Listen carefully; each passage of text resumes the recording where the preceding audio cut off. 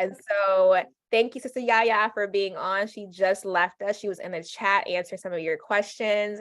And right now we're going to bring on our next speaker, which is Selima.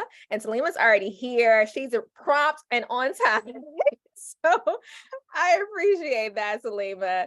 Selima's session, I'm pulling up your session right now, is going to be on calming the flames, reducing inflammation through herbs, diet, and mindfulness. And I do want to say, for people who have been asking, replays will be available. If you miss any part of the morning session, any part of any session, even the VIP has been recorded. Replays will be available if you have a general admission ticket for 48 hours. You will get the replay starting tomorrow. If you have VIP access, you get replays to everything, VIP network and this, everything for lifetime. Okay, so you will get everything. So let me introduce this amazing human being I have in front of me. Selima has been someone who I honestly, when I first got onto the social media scene and when I first started researching herbalists, Selima and Will Remedies popped up as one of the few, if not only honestly at the time, schools that was by a BIPOC individual that was for herbalism. And she's on YouTube. I've been following her YouTube journey, and she literally is a social media queen, always posting on social media. Like, you have this social media thing in the bag. If you're not following her YouTube channel, we will be dropping her links in the chat shortly. But without further ado, she is an herbalist, and she's going to educate us on this topic. And I will give over the stage to you, Selima. Welcome and thank you. Well, thank you so much. Thank you, April. Thank you, everyone, for being here. This is awesome. I'm going to dive right into it. That was a great introduction. Like you said, you can follow on all the places and learn more about, the journey, how I got into the work. And in essence, I'll summarize it. In short, plants help me save my life. They can do the same for you too. And I really want to dive into the teachings because I have a lot to share here. So let me share my screen. Oh, so I need permission. Right now, go ahead. And somebody give a thumbs up in the chat just to make sure you can see the slides. Okay, thank you so much. Yes, cooling the flames of inflammation. So how to move from tired and tense to vital and vibrant with herbs, diet, and mindfulness. If your body has to focus on survival, then it can't support your vitality. So I want to start with a question, do a little poll. Okay, so I get this question in the DMs. What can I do to rid my body of inflammation? Type 1 in the chat if you think getting rid of all inflammation is a good idea. Type 2 in the chat if you think that something about getting rid of all inflammation doesn't sound right. So 1 or 2. And my herbal medicine for the soul students, I see y'all. Hey, Shalita. Hey, Amy. Hey, Kendra. Hey, Denise. I think Haley's here too. I saw some other names. Wow, it's going real fast. Somebody put a 3. 3 wasn't an option. So the herbal medicine for the soul students, y'all can't answer because y'all know the answer, but y'all can tell people how awesome herbal medicine for the soul is. 1 or 2. So I get this question so often, 1.5. I love that. So much health information, mine included, right? Highlights the harmful effects of inflammation. This is why we're here.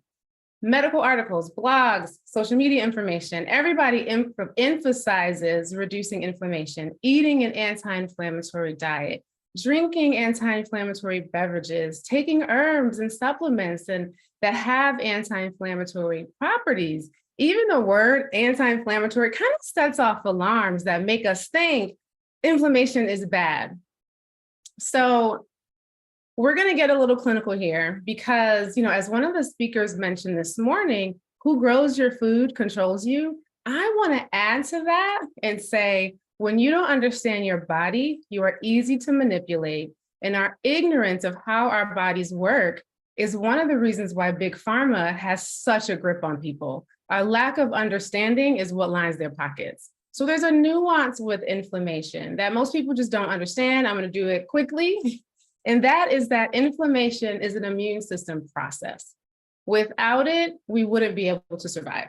The inflammation response helps us combat and recover from injuries and infections. Inflammation is the body's way of responding to stimuli and trying to restore balance.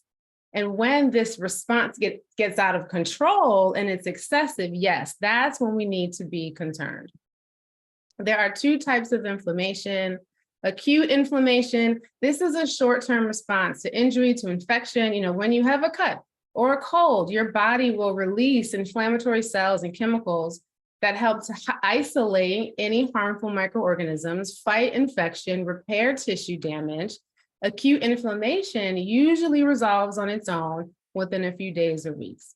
Chronic inflammation, now this is long-term, ongoing inflammation that can last for months, sometimes years. Chronic inflammation is involved in many disease processes. It's kind of the chicken or the egg, but it's like, is the disease causing the process? Like, we know that part, but also having excess inflammation from diet, we'll talk about that, could then lead to the disease. So this is prolonged. Sometimes it's an excessive inflammatory response from the body. When your body's immune system detects a threat, such as bacteria or damaged tissue, it releases a variety of cells and chemicals that help to fight the infection, repair that damage. However, if the immune system continues to release these cells, even when there's no threat, this leads to chronic inflammation. Furthermore, if your body is overwhelmed by toxins, as one example, then your immune system has to continually respond. And this also leads to chronic inflammation. Chronic inflammation damages tissues and organs. I'm talking about that. And when it's chronic, it can become multi-systemic, meaning it becomes a problem everywhere. It doesn't just stay where it started. Chronic inflammation makes you tired. You can have chest, abdominal, joint, muscular pain, other types of pain, develop rashes, not feel like you ever fully recover from an infection, think long haul COVID. And chronic inflammation can even cause mineral levels to fluctuate in our iron levels, our zinc, our copper. It also increases the risk of many diseases, such as cardiovascular disease, arthritis, Alzheimer's, cancer, diabetes, depression, and more. But your body is highly intelligent. Immune cells, your white blood cells, they produce pro-inflammatory and anti-inflammatory proteins called cytokines. And your immune system knows what to produce, how much, and when. Inflammation becomes problematic when this innate intelligence in our bodies is interrupted. And the balance between pro-inflammatory, those are the cytokines that cause inflammation, and the anti-inflammatory, those are the cytokines that decrease inflammation, and some do both, when this isn't maintained. So what gets in the way? Some of the core causes of chronic inflammation are food, vitamin and mineral deficiencies. So many people, our speakers, have talked about the state of our soil. You're here, you know the state of our planet. So food is a huge culprit, depending on what we eat. Exposure to environmental toxins and allergens, injuries, physical traumas, surgery, any disease or infection process from viruses, fungi, bacteria, lack of restful sleep, lack of movement or excessive movement, stress, of course, and then our thoughts and our emotional responses. Your body responds to and expresses what is going on in your mental and emotional states. So addressing systemic inflammation is not as simple. Did I freeze? Am I back? Addressing systemic inflammation, thank you, it's not as simple as just say taking something. And it's certainly not a process that we want to completely turn off, because then every pathogenic microorganism would make us deathly ill, and we wouldn't be able to heal from accidents, from bruises, from surgeries. So when it comes to cooling the flames of systemic or chronic inflammation, we have to look at the factors that are contributing to this excess state, which include, yes, what's going on in your physical body, but also your behaviors and your beliefs. And we have to assess what needs to be removed, adjusted, incorporated. Your body is a self-healing temple. Every single cell, and therefore every tissue, every organ, every system in your body monitors, regulates, detoxifies, generates, builds, sustains its vitality. A fundamental belief in herbal medicine is that your baseline of health is wellness, is strength, is vitality. This is a very different view of the body than the modern paradigm, which approaches health from the belief that the body breaks, It needs to be fixed. And assumes that illness is inevitable and can only be corrected with pills and invasive procedures. So we're going to dive into herbs that are supportive for reducing excess inflammation. And we're going to talk about dietary and mindful practices that are helpful. But at the heart of any health issue is asking the question, what is stripping me of my vitality? If my baseline of health is wellness, and your wellness may not look like my wellness, but we all have a state in which we function optimally. So in order to feel optimal for you, you have to examine the factors that prevent it. Yes, pollution, diet, stress, any particular disease process, too much or too little movement, even your thoughts, because the content of your mind affects your physiology. So the first plant we're going to dive into is hibiscus. Put a flower in the chat if you know hibiscus. Many people know hibiscus. It's a delicious, beautiful, well-loved plant with a long history of use as medicine and food within the diaspora. It's high in vitamin C, flavonoids, tannins, polyphenols, which give it its anti-inflammatory and antioxidant properties. I love seeing all the flowers in the chat. Antioxidants are powerful substances that donate electrons to free radicals.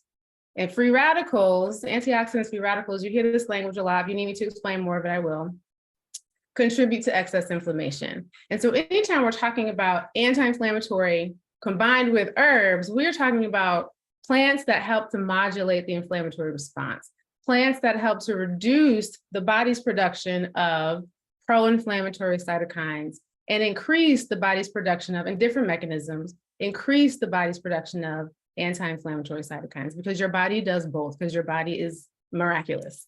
Hibiscus is helpful for cardiovascular disease, type 2 diabetes, painful periods, hypertension, leaky gut, and more. And all of the herbs we're talking about, and I'm sure you gleaned this from all of the presentations, we're just giving a snapshot, a little taste, so that you can go forth in your own research and continue to learn more about these plants and incorporate the ones that resonate with you into your practice.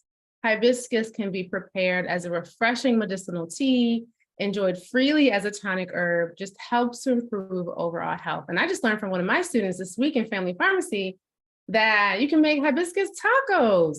Somebody tries that, please let me know how they turn out. Milk thistle.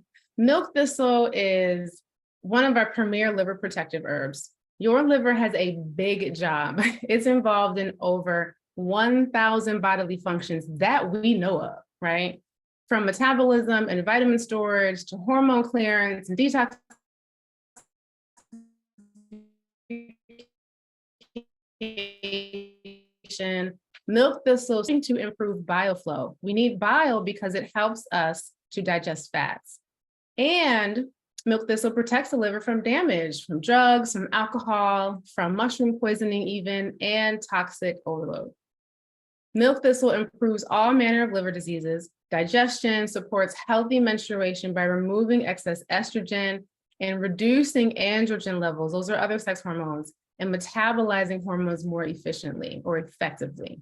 Milk thistle seed is best enjoyed encapsulated or powdered, and then you can add it to your smoothies, your cereal, your yogurt, just to give you some ideas. Chamomile, this is my first plant love. I have very vivid dreams of drinking chamomile as a child. And it is the plant for me that represents peace. And my name happens to mean peaceful one.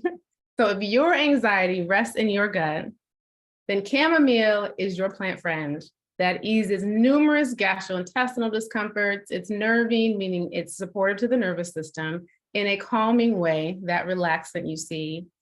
It's a stomachic. I like to give some of the herbal lingo so that we're in and out, we're in and out of our understanding of how people talk about plants in different ways.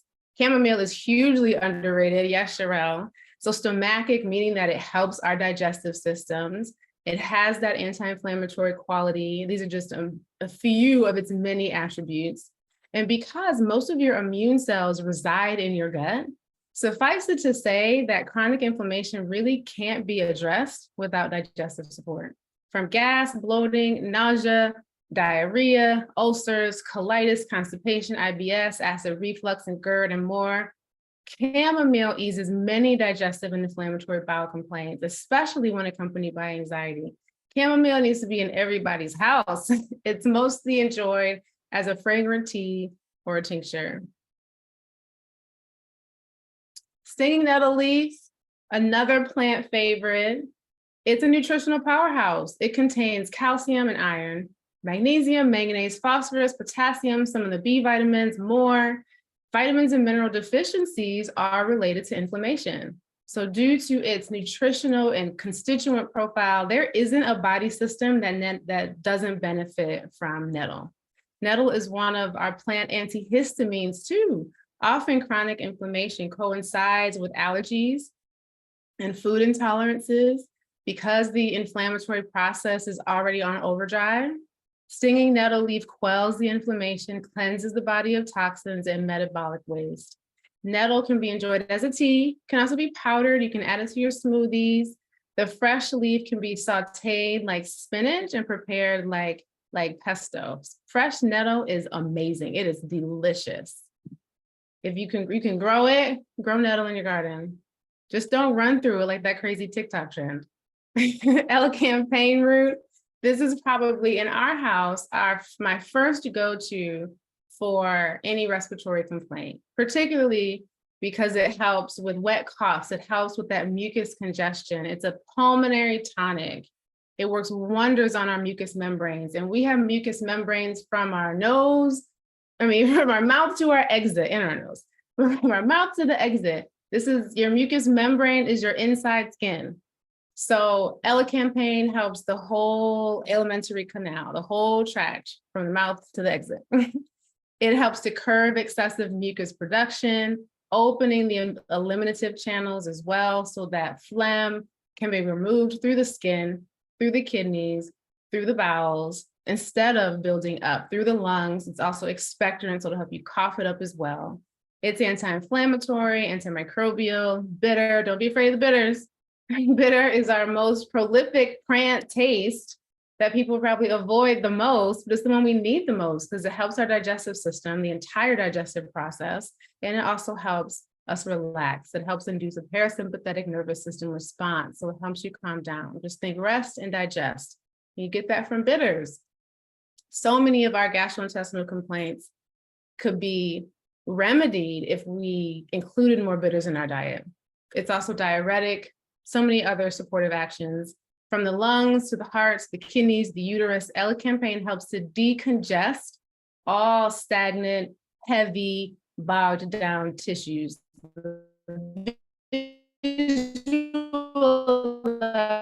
I like to think when I think of congestion, just think of that in your body. So if you feel that heaviness, reach for elecampane root. It's best used decocted or tincture.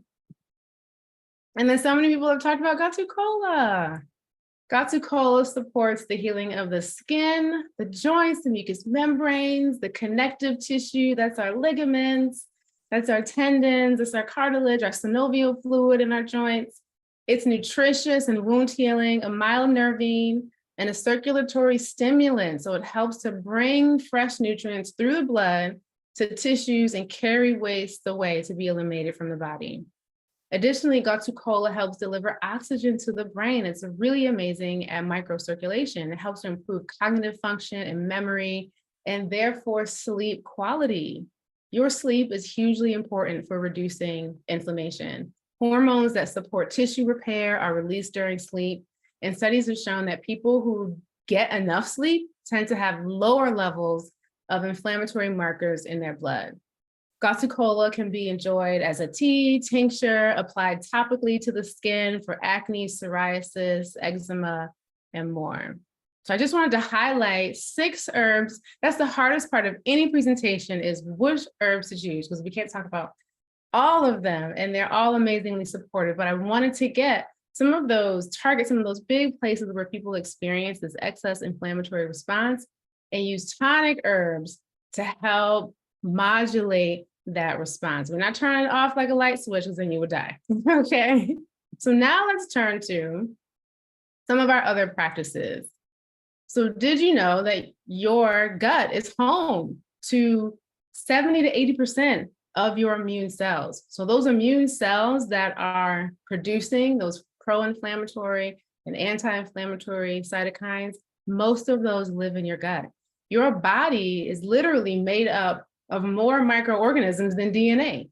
And many of these microorganisms reside in your intestines. And this is your gut microbiome. It's an intelligent, complex, responsive ecosystem of bacteria, mostly, as well as lesser amounts of fungi and viruses and parasites that live in your intestines and play a vital role in digestion, immunity, brain health, and overall health. Essentially, the organisms in your microbiome assist the body in performing many of its functions.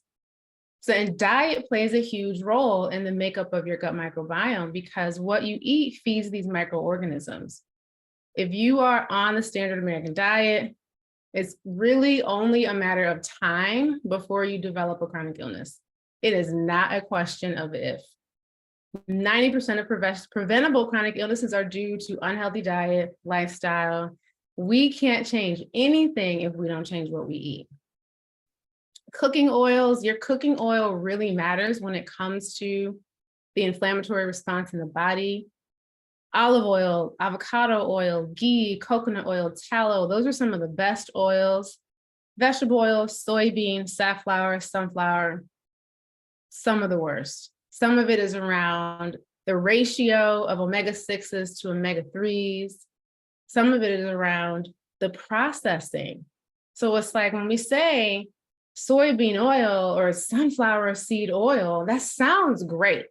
But we know, just like the other presenter said, who grows your food, who processes your food is who controls you. So much of it is the refinement process that destroys what was beautifully grown from the earth. So right now, the cleanest oils, the safest oils are olive, avocado, ghee, coconut, tallow. There's a couple of others, but stay away from the vegetable, the soybean, the safflower, the sunflower. And then medicinal mushrooms. Most medicinal mushrooms also help to reduce inflammation. Most medicinal mushrooms also have anti-cancer benefits. They help modulate the immune system response. Many of them contain beta-glucans, which help with immunomodulation, balancing the immune response when it's over or underactive. They help to reduce inflammation, excess inflammation, and they help to protect the body from bacteria, viruses, those that can turn pathogenic.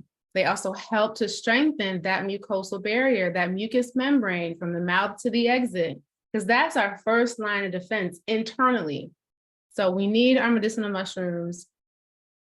And then our endocrine disruptors. So not directly food related, but these are items in our body care, found in plastics, found in pesticides, cosmetics, food packaging that we still absorb. So what really matters. And these endocrine disruptors primarily affect our hormone levels, leading to several reproductive issues and even contribute to certain types of cancers.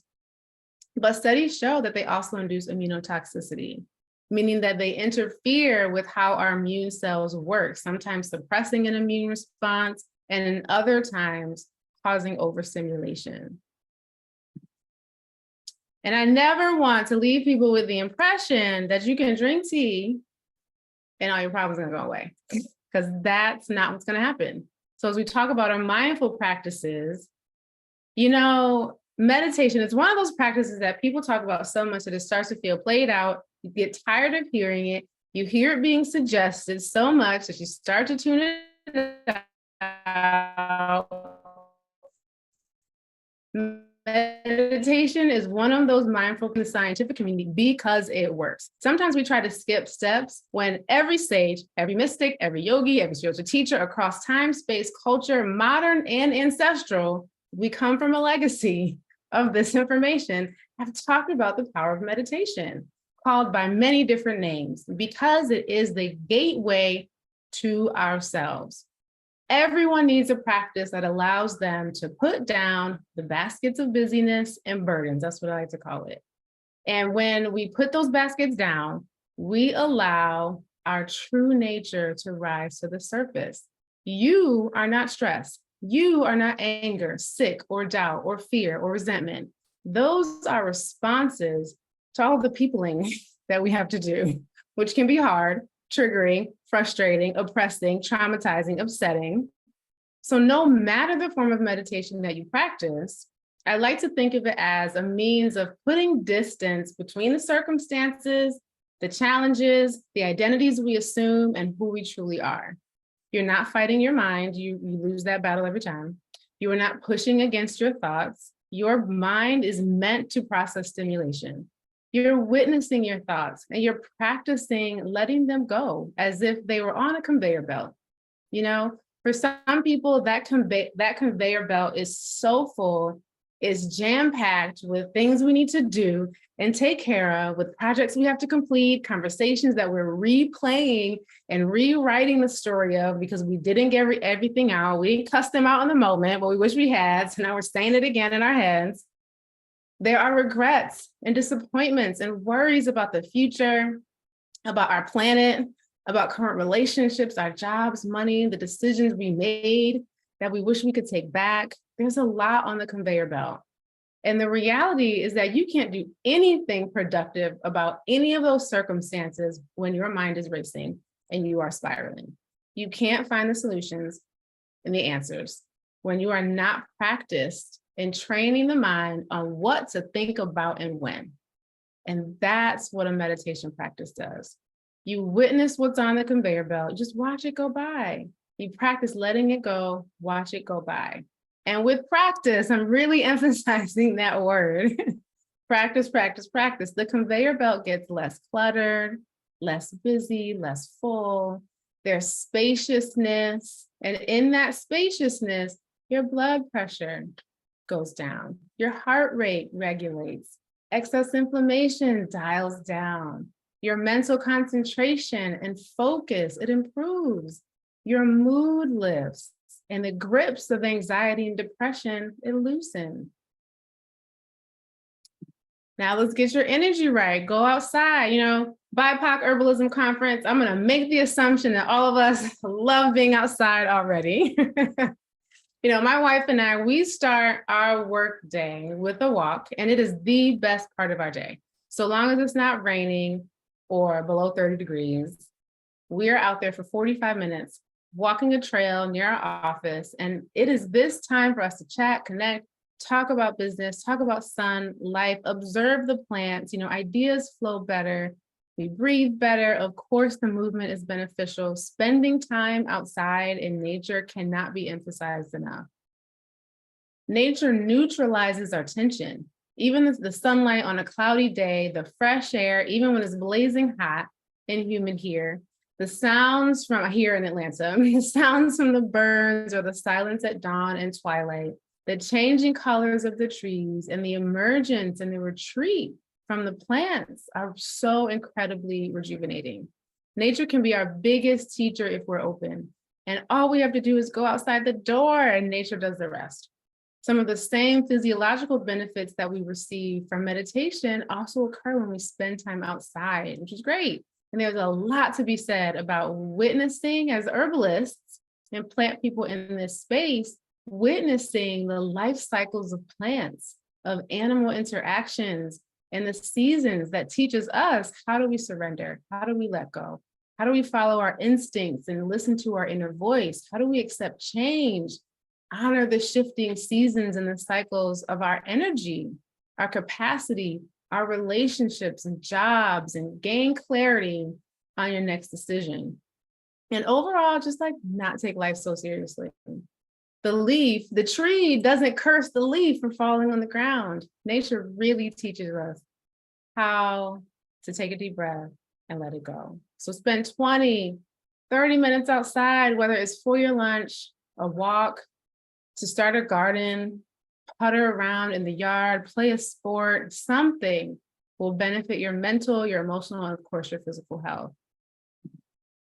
And then get your body right. So this is all of the things and how I think of taking baths. Water has memory and carries within it our thoughts and prayers. As you yourself are water, no matter where you are, your prayers will be carried to the rest of the world. So do you have inflaming thoughts on repeat? The body is a masterful expresser of how we're feeling, what we're thinking about internally. Dr. Masaru Emoto was the first scientist to study the consciousness of water and the effects of human thoughts, prayers, and consciousness on water. While ancient cultures, we come from lineages that already knew this, water has the ability to hold, cleanse, and through our power that we can infuse into it, it has the power to transmute our own emotional baggage and our own debris. Our bodies are composed of 60 to 70% water. I look at these images on the screen and think about the language that's paired with them, and that's what's happening to your cells because you are water. Through spiritual baths, and all I mean by that, because some of y'all are gonna be like, this is real deep. Spiritual baths can be complex or it can be real simple. Instruct the water with your intentions, your thoughts, your prayers. Decide how you want to be transformed. You can make a tea blend of herbs like rose, lavender, or simply use Epsom salt or some bubbles, or you can just get in the water. The important part is the medicine in the mind. Get into the tub angry, frustrated, tired, but make sure while you're in there, you are actively and intentionally choosing to let go, choosing appreciation, choosing sensuality, choosing joy. And the water will support your intent by literally changing its structure, not only inside the tub, but also inside of yourselves. Okay, that's it. This is how you can find me. We have some time if we want to answer questions. You want me to answer any questions. I wanted to make sure it was succinct and on time. All right, can you hear me? I think you paused a little bit. Oh, did I? I can hear you. Okay, I think you're good. I'm just checking the time. Yeah, we have a whole 12 minutes. So you're good on time. You were worried about time and you finished. Thank you so much, Selima. So would you like for me to read the questions off? How would you like for me to do it? Sure. Oh, are they in the Q&A? Okay. Yes, I'll go through the questions and I'm going to start from the bottom and work my way up. If you have any questions for Selima, please put them in the question box located on the bottom of your screen. So one, I'm going to give you a brief disclaimer like I gave earlier. So unfortunately, a lot of people will be asking about specific herbs for this issue. Again, like I mentioned earlier, when it comes to herbalism, we like to have consultations with a person before giving out a specific herb, mainly because that herb may not be best for everyone. Okay, there's health issues, there's medication contraindications, there's so much. So if you have specific health issue questions, we won't be able to answer that. If you have general questions, if there are general herbs that can be used generally, like chamomile, for example, we can lean more into that. So I know people are like, I have this, help me out with that. You can reach out to Selima privately for a private consultation, but just giving you all a heads up. Again, herbalists don't just give out herbs to take. We are a holistic practitioners. We consider the whole body. So let's see. First question I have. Someone has a question about rice bran oil. Is that a good oil to use? I'm not familiar with rice bran oil. I keep it simple. We stick with avocado, olive, and we have some MCT oil. And somebody did also ask about grapeseed oil. I think that's another one, coconut oil. We keep it simple and we also cook on low heat. So we're not frying with high heat. The smoke point, it starts to oxidize the oil and then that makes it inflammatory once we're metabolizing it. So I keep it simple, but you can do further research to figure out if that one is a good one for you. So on the same lines, people were discussing about olive oil and the dangers with olive oil. And so they wanted to know if you could expand on that as far as any other suggestions. Grapeseed is a great alternative as well. I mean, I still use olive oil, but again, you have to use it properly. Yeah, so with olive oil, we cook it on low heat. And then one thing that I do is I look at the back of the jar to make sure there is a very specific lot and batch number, so that we know from that information that that olive oil producer that was from a tree, right? That was from the trees, and it wasn't a collection, because that happens too. There's a lot of adulteration with olive oil, and it wasn't from a whole bunch of oils mixed together. So that's one tip that I like to do to just, it helps me with peace of mind when it comes to choosing what brands and which kind of what to purchase. Sometimes, our food industry is sneaky. And even the brands that you trust right now, you can't necessarily trust later. So I think of some of the simpler tips that we don't get into feeling really fearful of our food. And it's looking specifically at the batch and lot number. And you really have to do it every shopping trip, because as soon as there's a new shipment in, that can have new ingredients, even if it's the same brand. Next question.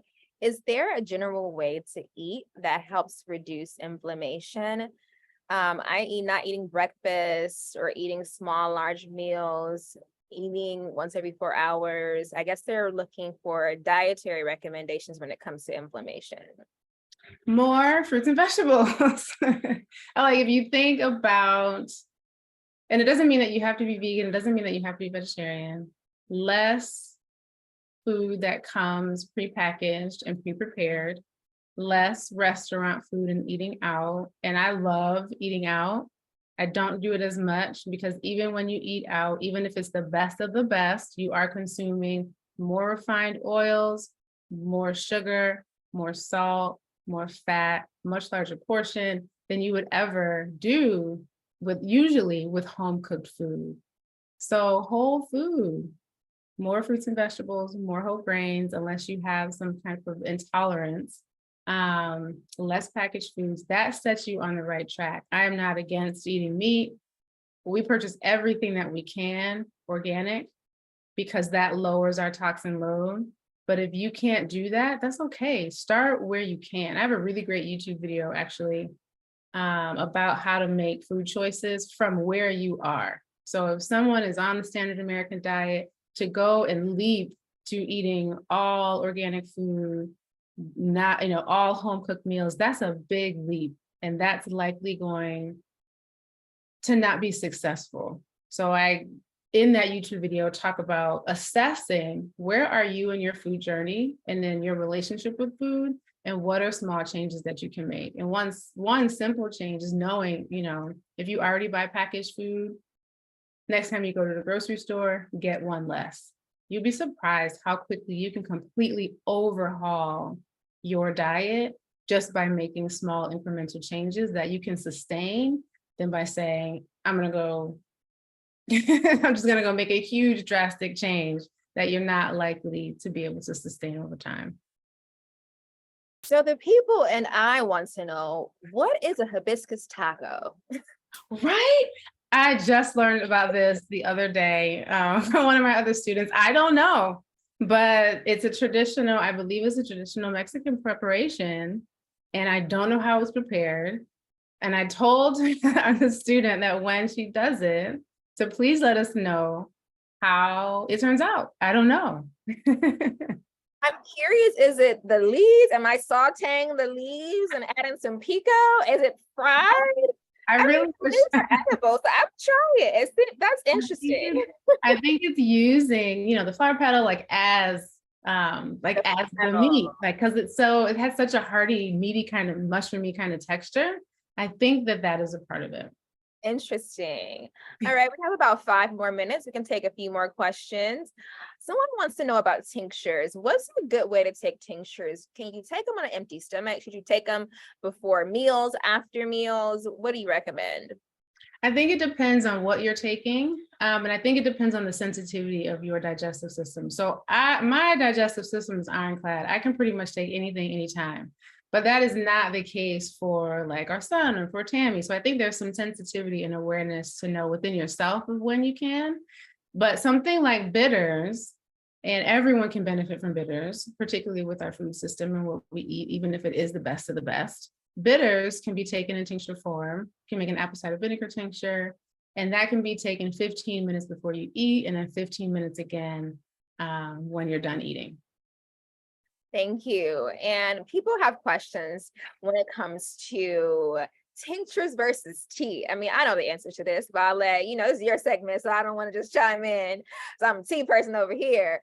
But someone wants to know, do tinctures carry the same properties as drinking tea? Which one do you think is better as far as absorption, things like that? Oh, that's good. That's a nuanced question because ultimately the best medicine is the medicine that you take.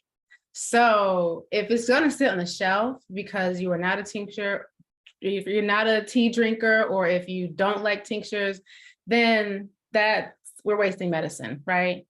Some of that is really herb specific or formulation specific, meaning what solvent or what menstruum, how does the herb like to be prepared? If it's kind of, most people know cannabis, that is an oily plant. We want to extract the resin, we want to extract the oil. So making a tea, although it does happen, right? Making a tea of cannabis is not as an effective extraction preparation as making an oil preparation. So that's an example that most people know because they know how sticky it is. But all of the herbs are like that. Many have compounds that are soluble in water, soluble in oil, soluble in vinegar. It really depends on the plant and how you intend to benefit from the medicine. I agree. I agree. You have to get into the properties and everything and which extracts better in tea versus oil versus alcohol. But in all, alcohol traditionally extracts the most properties. However, you can make a very strong decoction that can give an alcohol tincture a run for its money. It might Right. not be that good, but you can make a very strong decoction. But Right. again, everything Selima said. Let's see. I have a 3-year-old boy who refuses to sip tea with me. Now, this goes back to tinctures, I guess. Any tips or tricks? Oh, that's great. Niles has taught me so much about making medicine taste better because he will refuse. Yes, glycerite, someone's putting that in the chat. That can be a good method so long as it's compatible with the compounds that you want to extract from the plant. I don't really care for glycerites. I will sweeten with apple juice. I will sweeten the tea with apple juice because it's 100% juice, or I will make it taste better. Right. I'll figure out a way to make it taste better. One of our practices is at the top of the week, I make family infusion. So that's a half a gallon of an infusion. And if I know that if I want Niles to drink it, then it's not condition specific. These are just tonic herbs. It has to taste good. And a way to do that is to sweeten it with juice, or fruit juices really help. And then also, tinctures also help too. And you can dilute tinctures in apple juice as well, or in a teaspoon of honey. But also I found that Niles is now 8, but actually just having conversations with him about why this medicine is important has helped him understand and be more willing to take it. All right. Thank you so much, Selima. Thank you for your time. That was a very informative session. You all, Selima, what's your favorite color? I see orange in the background. I'm getting orange yellow. What's your favorite color? It's purple and pink. Everybody drop some purple hearts in the chat. If you enjoyed Selima's session, we are going to transition right now. We want to show Selima some love first before we bring on our next person. Thank you, Sarah, for joining us. But drop some love in the chat if you enjoyed Selima. We want to thank Selima for her time and energy on talking about reducing inflammation with herbs, diet, and meditation, you all. We share Selima's contacts several times throughout the chat. Don't worry if you miss anybody's contacts. We will also email you all afterwards with all of the herbalist information. So you all will get everything. So thank you again, Selima, for joining us.